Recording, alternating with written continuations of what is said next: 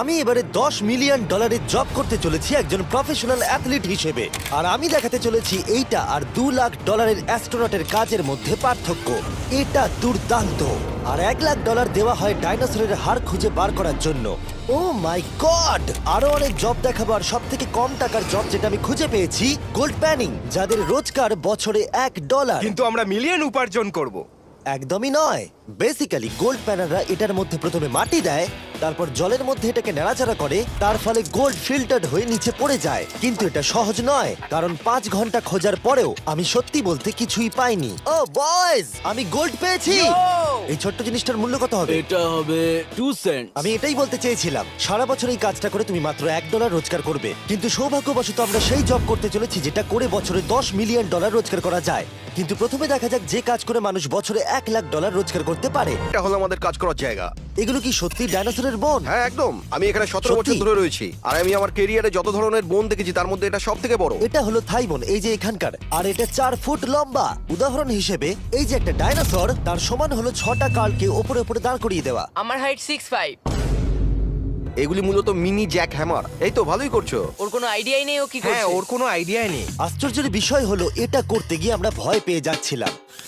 উপস। একটু সাবধানে। কাজটা একটু এগোতে আমাদের 5 ঘন্টা সময় কেটে গেল। তারপরে এক্সপার্টের সাহায্য নিয়ে আমরা কাজটাকে মোটামুটি এগোতে পারলাম। আমার গোটা ক্যারিয়ারে দেখা এটা হলো সব থেকে বড় একটা বোন। আর তুমি চাও এটাকে আমি আর কাল টাচ করি? একদম। যদি আমরা এটাকে খারাপ করে দিই? যশ, এটার ওয়েট কত হবে? মোটামুটি 2250 পাউন্ড? হ্যাঁ। এর ওজন তো নোলানের মায়ের 10 ভাগের 1 ভাগ। ও মাই গড, এটা তো দারুণ। এখন যেহেতু এই হাটটা এতটাই প্রাচীন, তাই আমরা এটাকে তোলার আগে ভালো করে সংরক্ষণ করলাম, না হলে এটা দুটুকরো হয়ে ভেঙে যেত। আশা করবো তোলার সময় এটা ভেঙে যাবে না। 1 2 3 Three. খুব ভালো। এদিকটা নিয়ে এসো। খুব ভালো। এই প্রথমবার কোনো মানুষ এটাকে বয়ে নিয়ে যাচ্ছে। একজন ইউটিউবার ডাইনোসর বোন নিয়ে যাচ্ছে। ঠিক আছে, 1 2 চলো। এই তো খুব ভালো। কাল তোমার হাতটা দেখবে। বিশ্বাস করবে কিনা জানি না, কিন্তু এই ডাইনোসর বোনটা তার জায়গা খুঁজে নিল একটা মিউজিয়ামে। আর যেহেতু মিউজিয়াম খুবই বোরিং হয়, তাই আমরা চলে গেলাম $2 লাখ জবে, নাসাতে অ্যাস্ট্রোনট ট্রেনিং। আর আমার প্রথম মিশন হলো একটা অফিসিয়াল লুনার রোভার চালানো। দরজাটা খোলো। আমি এটাকে কি করে চালাবো? ওই স্টিকটাকে সামনের দিকে করো। এক্ষুনি? হ্যাঁ, করো, সামনের দিকে করো। অন্য কেউ চালাও, ও আমাদের মেরে ফেলবে। আমার ভয় লাগছে। হ্যাঁ, ঠিক হচ্ছে। ও, এটা তো দারুণ। চলো এবং টুইস্ট করো। ডান দিকে? ডান দিকে বা বাঁ দিকে, যেদিকে খুশি করতে ও মাই পারো। গড, ওখানে তো কার আছে? এটা কি রাস্তায় চালানো লিগ্যাল? হ্যাঁ, এখানে রাস্তায় লিগ্যাল আছে। ও, এটা সত্যি দুর্দান্ত। আমরা সাইড হয়ে যাচ্ছি কেন? আমি জানি না এটা কি করে সোজা চালাবো, আর আমার যেন মনে হচ্ছিল আমি ড্রিঙ্ক করে এটা চালাচ্ছি। কিন্তু তাও আমি এটাকে নাসার লুনার ট্রেনিং ইয়ার্ডে নিয়ে যাওয়ার চেষ্টা করছিলাম, যেখানে আসল টেস্ট ছিল। ও অফরোডিং। ও গড। ও, এটা তো খুব লাফাচ্ছে। তোমরা চাও এই হিলটা দিয়ে চালিয়ে আমি নিচে নামি? এটার মধ্যে কি কোনো সিট বেল্ট নেই? এখানে একটা সিট বেল্ট আছে, কিন্তু আমরা ইউজ করি হ্যাঁ, না। এখানে সিট বেল্ট আছে কিন্তু কেউ ইউজ করে না। এটা জেনে ভালো ও, লাগলো। এটা তো খুবই স্টিপ। ও ওরে বাপরে, আমরা কি সত্যি নিচে নামবো? আমার সিট বেল্ট চাই এক্ষুনি। ও মাই গড। দাঁড়াও, আমরা হিল থেকে সাইড হয়ে থামাও, নামছি। থামাও গাড়িটাকে। ঠিক আছে, তোমার হাতটা তুলে নাও যাতে ওরা দেখে আমি চালাচ্ছি। আরে ও তো সত্যি তুলে নিল। ঠিক আছে, আমি আরে- উঠে যাচ্ছি, নিককে না, দিচ্ছি। না, না, না, দাঁড়িয়ে এখানে পড়ো। বসো। না। আমরা কি ফ্রেটারে সাইড হই না? এর পরের ট্রেনিং এ নাসা আমাকে দেখালো তাদের বিশাল স্পেস ফ্যাসিলিটি। ওরে বাবারে, এটা হলো পৃথিবীর দ্বিতীয় বৃহত্তম পুল। সত্যি কথা বলতে মনে হচ্ছিল ওরা আমাদের কি ট্রেনিং দিচ্ছে, বিশেষ করে যখন আমাদেরকে স্পেস স্যুট দেখানো হলো। আমি যতদূর জানি তুমি একটা স্পেস স্যুট পরলেই তুমি অ্যাস্ট্রোনট হয়ে যাবে। কিন্তু এর মধ্যে একটা গন্ডগোল আছে। স্পেস ওয়াকে তোমাকে কি ডায়াপার পড়তে হয়? তোমাকে 12 ঘন্টা স্যুটটা পরে থাকতে হবে। ওয়াও, এই নাও। এটা সত্যি একটা অ্যাডাল্ট ডায়াপারের মতো। ওকে, আচ্ছা, একটু সাবধানে। হ্যাঁ। এটা হাতে তৈরি করা। এটা পরে কিন্তু অনেকবার স্পেসে ঘোরা হয়েছে। তার মানে আসল অ্যাস্ট্রোনটরা এটা মনে পড়েছে। রেখো এই অ্যাস্ট্রোনটটা কিন্তু এর মধ্যে টয়লেট তুমি করেছে। কি এর মধ্যে টয়লেট করেছো? আমি না, এই স্যুটটা নয়। ঠিক আছে। ওকে, আমার পরের মিশন কখন শুরু হবে? তুমি এখন থেকে 1 বছর পর কি করবে? ভেবে দেখতে হবে। Okay. তুমি আমাকে এটা ছুঁতে দেবে, তার কত পার্সেন্ট চার্জ আছে? 0। গতকাল আমরা একটা ডাইনোসরের ফসিল খুঁজে বার করেছি, তাই আমি এই বিষয়ে এক্সপার্ট। আমি এটা টাচ করি? না।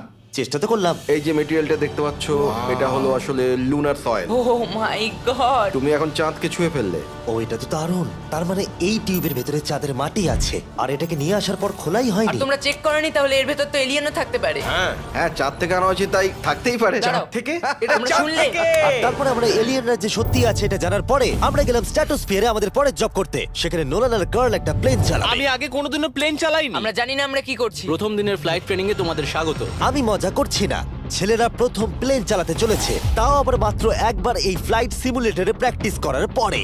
আচ্ছা, এটা হলো আমাদের থ্রটল। এটা পেছন দিকে টানলে এটা স্লো হবে, ঠিক এইভাবে। ও মাই গড আর নোলান ক্র্যাশ করার পরে, ক্র্যাশ করার পরে এবং ক্র্যাশ করার পরে প্লেনটাকে ক্র্যাশ করে দিলে। বাপরে আমার খুব ভয় এই, লাগছে তুমি এটা করতে পারবে না নোলেন, প্লিজ তুমি আরো ভালোভাবে প্র্যাকটিস করে এসো। ও মাই গড আমি এখন একটা প্লেন চালাবো ও মাই গড। ওকে, তাহলে আমরা যাবো। তুমি তৈরি? হ্যাঁ আমি একদম প্রস্তুত ফুল থ্রটল, অ্যাপ্রোচিং 60। কিছুটা কাঁপছে, কিন্তু তুমি এটাকে জাস্ট টিপ টেনে দাও। আমরা টেক অফ করছি এই তো, খুব ভালো। মাই গড তোমার প্রাণ এখন আমার হাতে এ সত্যি এই পুরো জিনিসটাকে একা কন্ট্রোল করছে। হ্যাঁ, ও সবকিছু একাই করছে। আচ্ছা টার্বুলেন্সের জন্য ক্র্যাশ হয় না তো কি বলি? এটা দেখো আমি এখন ডান দিকে যাব চলো। ডান দিকে চলো ও মাই গড আমরা হেলে যাচ্ছি আমার বিশ্বাসই হচ্ছে না এটাকে আমি কন্ট্রোল করছি হাত ছেড়ে দিয়েছি এরকম করো না, ও মাই গড তুমি কি পাগল? আমি তোমাকে মেরে ফেলবো। ঠিক আছে, আমরা ওখানে যাব, তারপর ফিরে এসে ল্যান্ড করব। ও মাই গড, এবার কি হবে? এই একটাই জিনিস যেটা সব মানুষের কাছে বড় চ্যালেঞ্জ। ঠিক আছে এবার আমি নামছি আমার মেন্টাল হেলথ এখন একদম ঠিক নেই। এই জায়গাটায় আমি সব সময় সিমুলেটরে ক্র্যাশ হয়ে যাচ্ছিলাম ও গড আমরা এখন ওই রানওয়েতে ল্যান্ড করতে চলেছি। ও মাই দাঁড়াও, গড দেখো আমরা মাটির কত কাছে, তাই না? ধরে রাখো, ধরে রাখো, নিচের দিকে করে সোজা ধরে রাখো। ও মাই গড সাবধানে থ্রটলের উপর হাতটা রাখো। তোমাকে এটা পেছনে টানার জন্য অপেক্ষা করতে হবে। দীর্ঘ নিঃশ্বাস নাও। এবার আমরা নামছি। আমরা নেমে পড়েছি করে ফেলেছো ভাই। আমি একটা প্লেন ল্যান্ড করালাম ও মাই গড ও বলছিল আমি পারবো না কিন্তু আমরা এখনো বেঁচে আছি তুমি আমাকে মেরে ফেলোনি। আমি সত্যি অবাক হয়েছিলাম যখন আমি শুনেছিলাম বছরে $1 মিলিয়ন রোজগার হয় হ্যান্ড মডেলিং এ। কিন্তু সেটা তখনই হবে যখন আপনি পৃথিবীর হাইস্ট পেড হ্যান্ড মডেল হবেন। এ একজন ডাক্তারের থেকে 5 গুণ বেশি রোজগার করে লোকেদের নিজের হাতের ছবি দেখিয়ে। আর এ অনেক কাজ করে। আপনারা যে সমস্ত ব্র্যান্ডের নাম শুনেছেন মোটামুটি সব ব্র্যান্ডের হয়েই কাজ করেছে। সে পারিশ্রমিক হিসেবে $1 মিলিয়ন করে নেয় পার হ্যান্ড। আমি আর অপেক্ষা করতে পারছি না কখনো এটা করবে। প্রথমে ও আমাদের হাত এক্সামিন করবে। আমার মনে হয় না আজকে আমার দিনটা খুব একটা ভালো কাটবে বলে। ওকে, আমি যেটা দেখতে পাচ্ছি তোমার নোকের ওপর অনেক কাজ করতে হবে। ঠিক বলেছো। একদম। ওর হাতটা বাজে বুঝলে দেখো এর হাতে কার্লের থেকে কত বেশি লোম আছে। এর জন্য কি আমি বেশি টাকা পাবো স্কিন টেক্সচারটা তোমার থেকে ওর অনেকটা ভালো। তুমি কি ঠিক করে দিতে পারবে জানি না, যদি কিছু মিরাকেল হয় তাহলে হবে। আমি এখনো তোমার হাতটা দেখিনি জিমি। তোমার হাতটা তো গ্লো করছে এটা তোমার দারুণ হাতটা এত গ্লসি কেন? আমি জানি না আমার আঙুলের স্ট্রাকচারটা কি ঠিক আছে। হ্যাঁ, এগুলো তো বেশ ভালো, কিন্তু এখানে একটু সমস্যা আছে, স্কিন সমস্যা আছে, কিন্তু এগুলো ঠিক করা যাবে। আর এখন যেহেতু আমার হাত আগের মতো নেই তাই আমরা একটা ম্যাগাজিনের জন্য মডেল হতে পারলাম। এই ছবিগুলো সারা আমেরিকায় বিলবোর্ডেতে দেখানো হবে এই ওয়াচগুলো প্রমোট করার জন্য। এটা কিন্তু খুব কঠিন। হ্যাঁ আর বেশি চাপ নিও না ওকে, মানে ঘড়িটাকে দেখতে ভালো লাগছে। সত্যি কথা বলতে আমি ভেবেছিলাম এটা ইজি হবে, কিন্তু আমরা সত্যি খুবই বিচ্ছিরি ভাবে এটা করলাম। মনে হচ্ছে যেন কোনো সাপ এই ঘড়িটা পড়ে আছে। ভাই এটা খুবই শক্ত। তুমি একবার করবে, এটার সাথে পার্থক্য দেখবো। ও কি দুর্দান্ত। তোমার হাত নড়েনি তাই প্রোডাক্টটা দারুণ দেখা যাচ্ছে। ভালো মডেল হওয়া মানে একটা ঘড়ি পরে নিলাম তাই নয়, মাঝে মাঝে মডেল হিসেবে তোমাকে অদ্ভুত জিনিসও করতে হয়। তুমি ভয় পাচ্ছ কেন? কারণ অফ ক্যামেরাতে হাতে একজন সাপ আরে ধরে ভয় পাওয়ার আছে। কি আছে? চিন্তা করো না কার্ল চিন্তা করো না ওর হাতটা এখানে রাখো যাতে ওর মাথাটা একটু সাপোর্ট পায়। হ্যাঁ একদম। এর মাঝে আমি একটা জিনিস ঢোকাতে চাই, সেটা হলো ইমোর্টালস অফ অ্যাভিয়াম। এর এই ভিডিওর স্পন্সর। একটু এখানটা ধরো। হ্যাঁ ঠিক আছে। এখন এই মডেলিং করছে একটা ওয়াচ, একটা স্নেক আর এই গেমটার। ও এটা দেখো, এটা দুর্দান্ত লাগছে। ইমর্টালস অফ অ্যাভিয়াম হলো একটা ফার্স্ট পার্সন ম্যাজিক শুটার যেখানে তুমি জ্যাক নামের একজন প্লেয়ার হিসেবে এই পৃথিবীকে বাঁচাবে গার্ল। ও কি আমাকে বাঁচাবে? এবার আমি চাই তুমি এই গেমটার এক্সবক্স ভার্সনের মডেল হও, একটা স্করপিয়ন নিয়ে। না ভাই। এই দেখো তুমি ঠিক এটাকে এইভাবে ধরবে। আচ্ছা এটা হাতে ধরাটা সেফ তো? হ্যাঁ, একদম ঠিক আছে একদম। নাও নাও নাও, যা বলার বলে দাও, Okay, বলে দাও আর তো ফটো তুলে ঠিক নাও। আছে, তুমি এই গেমে ডিফারেন্ট টাইপের 25টা ম্যাজিক স্পেল পাবে আর 80টা ডিফারেন্ট ট্যালেন্টকে আনলক করতে পারবে নিজের ক্যারেক্টারকে কাস্টমাইজ করতে। ইমর্টালস অফ অ্যাভিয়াম এই ফটোটাকে পছন্দ করবে কার্ল? ইমমর্টালস অফ অ্যাভিয়াম আশা করি পছন্দ হবে। কার্ল আর কিছুক্ষণ এটাকে ধরে রাখো, তারপরেই আমরা এনএফএল প্লেয়ার্স হয়ে যাব। যারা ইমর্টালস অফ অ্যাভিয়াম তৈরি করেছে তারা আরো অ্যাওয়ার্ড উইনিং গেম তৈরিতে সাহায্য করেছে, যেমন হ্যালো, কল অফ ডিউটি আর ডেড আমার এই স্পেস। গেমগুলো দারুণ লাগে। এবার হলো শেষ কাজ, যেটার জন্য বছরে $10 মিলিয়ন রোজগার করা যায়। একদম ঠিক, আমি জয়েন করতে চলেছি লিটারালি এনএফএল। এটা আমার একটা স্বপ্ন ছিল। যদি তোমাদের মনে হয় এটা ফেক, এই দেখো আমি সাইন করছি একটা রিয়েল কন্ট্রাক্ট। তার ফলে আমি বাকেনিয়ার্স এর এখন রিয়েল প্লেয়ার আর ওরা আমাকে দেবে $10 মিলিয়ন।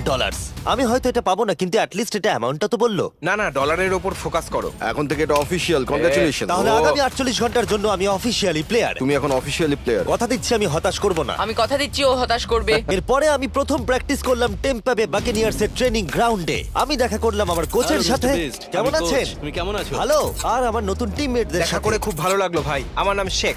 আমার তোমার ভিডিও খুব ও, ভালো সত্যি? লাগে। তারপর ক্যান্ডি বার আর হ্যাঁ কালকেও। Thanks, ভাই। আর আমার নতুন টিমমেটরা বিশ্বাসই করছিল না আমি সত্যি করে টিমে সাইন করেছি, তাই আমি আমার কন্ট্রাক্টটা ওদের দেখালাম। এটা একই তো যাতে তোমরা সাইন তুমি তো করেছিলে। দেখছি আমার থেকে বেশি টাকা পাচ্ছ গো। আমাকে এত কিন্তু তুমি দেওয়া হয় পড়লে না। দেখতে পাবে 48 ঘন্টার মধ্যে ক্যান্সেল না করলে কিন্তু ও, আমরা ক্যান্সেল হ্যাঁ। করে দেবো। দেখো এখানে যদি আরো আমি অনেক সঠিক কিছু বলি। লেখা আছে। যাই হোক অফিশিয়ালি তুমি এখন আমি আমাদের জানি, টিমে। Thank you. কিন্তু আমার অন্য তোমাকে এখন টিমমেটরা অনেক ওখানে খাটতে আছে। হবে। ওদের কাছে আমাদের বাচ্চা মনে হচ্ছে, ওরা খুবই লম্বা। একবার ওর হাইটটা তো দেখো। আমাদের সামনে একটা বড় খেলা আছে, আমরা শুধু সিরিয়াস প্রশ্নেরই উত্তর দেবো। এটা কি পাবলিসিটির জন্য করছো? তাহলে এখানে কি করছো? যতটা সম্ভব ভালো ভিডিও তৈরি করার হ্যাঁ, জন্য। এটা পাবলিসিটির জন্যই করা। পরিষ্কার বলে দিই আমি এনএফএল প্লেয়ার নই। জিমি, তোমার এই টিমে এসে কেমন লাগছে? আমার দারুণ লাগছে। সত্যি কথা বলতে কি, আমার ভাবনার থেকে ওরা আমাকে বেশি আপন করে নিয়েছে। আপনি কতক্ষণ খেলবেন বলে ঠিক করেছেন? জানি না, এবং বারবার বোঝানোর পরে যে এটা কিছু সময়ের জন্য, তারপরে আমি চলে গেলাম মেজার করতে। 6 feet 4.5। 6'4.5"। কল, তুমি তো 6'5". আমি 6'5", হ্যাঁ। হ্যাঁ। এই মেজারমেন্ট গুলো ছিল আমার গিয়ার আর ইউনিফর্ম ভালোভাবে ফিটিং হওয়ার জন্য।